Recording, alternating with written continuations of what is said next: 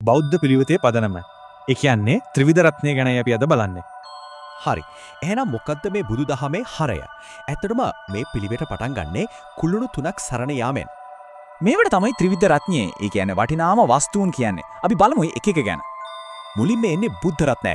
ඒ කියන්නේ කල්ප ගණනාවක උත්සාහයෙන් ලෞතුරා බුදු බවට පත්වුණු උත්තමයාණන්. උන්වහන්සේගේ හිත හරිම පිරිසිදුයි. මහා කරුණාව මිතුරට වගේම හතුරටත් එක වගේමයි තිබුණේ. බුදුරදුන්ට තිබුණා ඇදහිය නොහැකි ආශ්චර්යවත් බලයන්. ඒකත් උන්වහන්සේගේ විශේෂත්වයක්.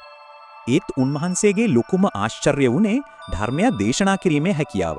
ඕනම කෙනෙකුට ඒක තේරුම් ගියා. දැන් අපි බලමු දෙවෙනි රත්නය. ඒ කියන්නේ ධර්ම රත්නය. මේකේ තමයි මාර්ගය. ඒ වගේම ඉගෙන්වීම. ධර්මය ප්‍රධාන කොටස් දෙකකට බෙදෙනවා. ඇතුළතින් ලබන අවබෝධය සහ ඒකට මඟ පෙන්වන ධර්ම ග්‍රන්ථ. මේ ධර්ම ග්‍රන්ථවලට කියන්නේ ත්‍රිපිටකය කියලා. ඒක පිටක තුනකට බෙදලා තියෙනවා. මේ ඉගැන්වීම් වල තියෙන විශාලත්වය හිතා ගන්නත් බෑ. ධර්මස්කන්ධ 84000. තුන්වෙනි රත්නය තමයි සංඝ රත්නය. ඒ කියන්නේ බුදුන් වහන්සේගේ මාර්ගයේ යන ශ්‍රාවක පිරිස.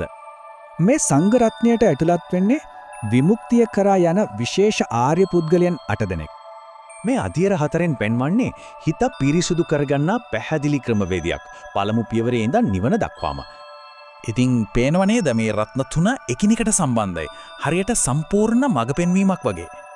මේ හැම රත්නයක්ම තමන්ගේ හිත දියුණු කරගන්න යන ගමනට නැතුවම බැරි ප්‍රායෝගික කොටසක්.